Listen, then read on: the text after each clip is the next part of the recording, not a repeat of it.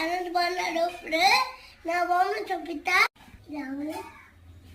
నా బొమ్మ నవ్వు నా కోతి నవ్వు కాడు నవ్వు ఏరోప్లేన్ నవ్వు రిమోట్ నవ్వు కబునేని నవ్వు పార్టీలో నాకు సెంటు నవ్వు నా కోతి నాకు చాలా ఇష్టం.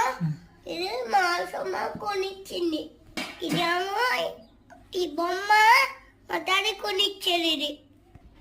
ఇది పెద్ద కారు. ఇది మా మమ్మీ కొనిచ్చింది. నేను ఊళ్ళో వెళ్తా పెద్ద కారు కొనిచ్చాను మా డాడీ. ఇదిగో నేను ఏరోప్లేన్తో ఎక్కి అమెరికా వెళ్ళిపోతా.